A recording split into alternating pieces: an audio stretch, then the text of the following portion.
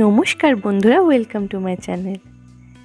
আগে ছোট্ট ভিডিও করে দেখিয়েছিলাম এই কলমি শাকের ডালগুলি, এবং এই ডালগুলো লাগানোর ভিডিও কিন্তু আপনাদের সাথে আমি শেয়ার করেছিলাম। আজ শেয়ার করব এর পরের আপডেটগুলি। কলমি শাক এই নামেই কিন্তু আমরা এই গাছটাকে চিনি। এর বিজ্ঞানসম্মত নাম হচ্ছে ইপোমিয়া অ্যাকোয়াটিকা। ইংরেজি ভাষায় এই শাকটি water spinach, river spinach, water morning glory প্রভৃতি নামে পরিচিত। এটি একটি অর্ধ জলজ প্রকৃতির উদ্ভিদ, তাই বাড়িতে লাগাতে হলে একটু স্যাঁতস্যাঁতে জায়গায় লাগালে ও ঠিকমতো জল দিলেই এই শাক আমরা প্রচুর পরিমাণে পেয়ে যেতে পারি। বাজার থেকে আনা এই কলমি শাকগুলোর ডালগুলো যখন লাগিয়ে ফেলা হয়েছিল তার ঠিক 14 দিন পর দেখুন গাছগুলোর এই রকম গ্রোথ হয়েছিল। এগুলো এখন অনেকটাই কচি পাতা, তাই গ্রোথ হতে বেশ কিছুদিন সময় লেগেছিল। তারপর প্রায় 5 দিন পর দেখুন এগুলো খাওয়ার যোগ্য হয়ে গেছে। কি সুন্দর সবুজ ও ঘন পাতা গজিয়ে উঠেছে। এই শাক আমরা খাদ্য হিসেবে তো গ্রহণ করে থাকি, আর এই শাকের মধ্যে রয়েছে অনেক পরিমাণ পুষ্টিগুণও। যেমন এর মধ্যে রয়েছে vitamin C, vitamin A, iron ও অন্যান্য কিছু জরুরি উপাদান। এর ফলে এটি খেলে আমাদের দাঁত ও মাড়ি মজবুত হয়, কোষ্ঠকাঠিন্যের সমস্যা থাকলে সেটাতে উপকার মেলে। এই শাকের মধ্যে রয়েছে প্রচুর পরিমাণে ফাইবার ও অ্যান্টিঅক্সিডেন্ট। দেখুন বন্ধুরা, এই ছোট্ট জায়গাটাতে যতগুলো ডাল লাগিয়েছিলাম সবগুলো থেকে কি সুন্দর শাক হয়ে গেছে। এবং বাড়িতে যেহেতু শাকটা লাগিয়েছিলাম তাই শুধুমাত্র জৈব সারই প্রয়োগ করেছিলাম, কোনো রকম রাসায়নিক সার কিন্তু প্রয়োগ করা হয়নি। তাই এটা স্বাস্থ্যের পক্ষেও খুব ভালো। আপনারাও চাইলে একবার দেখতে পারেন এইভাবে কলমি শাক লাগিয়ে।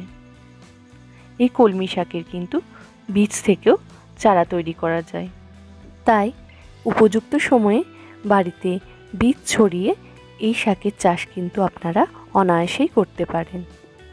এর ফলে নিজের বাগানে শাক লাগিয়ে নিজেরাই সেটাকে হারভেস্ট করে খাদ্য হিসেবে গ্রহণ করতে পারেন, যেটা স্বাস্থ্যের পক্ষেও অনেক বেশি উপকারী।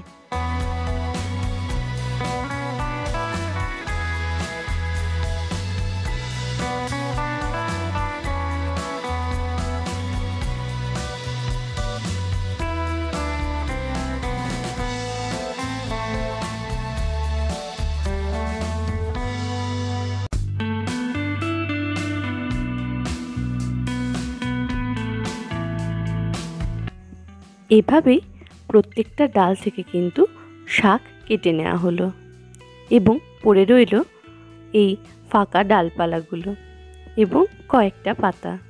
কিন্তু এতে ঘাবড়ে যাওয়ার কিছু নেই, কারণ এর থেকে কিন্তু আবার নতুন করে গজিয়ে উঠবে বড় বড় কলমির পাতা, এবং গাছগুলো পুরো কলমির শাকে আবার আগের মতোই ভরে উঠবে।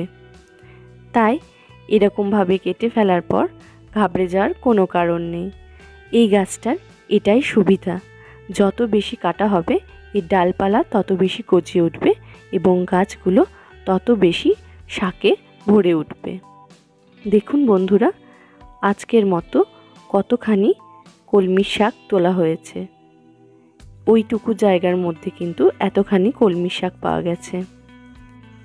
বাগানে এই রকম শাকসবজি লাগিয়ে কিন্তু আমরা খাদ্য হিসেবে গ্রহণ করতেই পারি, এবং সেই নিজেদের চাষ করা শাকসবজির স্বাদ কিন্তু অনেক বেশি ভালো লাগে।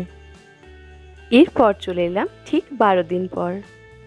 দেখুন বন্ধুরা, কিছুদিন আগে যে কলমি শাকগুলো কেটেছিলাম তখন পড়েছিল কয়েকটা ডালপালা, সেখান থেকে আবার কি সুন্দর গাছগুলো একেবারে পাতায় ভরে উঠেছে এবং খাদ্যোপযোগীও হয়ে গেছে। অর্থাৎ এই গাছের ডালপালা যত বেশি কাটা যাবে তত বেশি গাছগুলো কিন্তু ঝোপালো হয়ে উঠবে এবং তত বেশি আমরা শাকও সংগ্রহ করতে পারবো। তাই এই গাছ লাগানো কিন্তু অত্যন্তই সহজ। বন্ধুরা, আপনারাও এইভাবেই কিন্তু কলমির শাক অনায়াসেই বাড়িতে লাগিয়ে ফেলতে পারেন এবং বেশ কিছু সময় ধরে এই শাকের স্বাদ উপভোগ করতে পারেন। কলমি শাক সম্পর্কিত এই ভিডিওটি ভালো লাগলে লাইক করবেন এবং চ্যানেলটিকে সাবস্ক্রাইব করে আমার পাশে থাকবেন। ধন্যবাদ।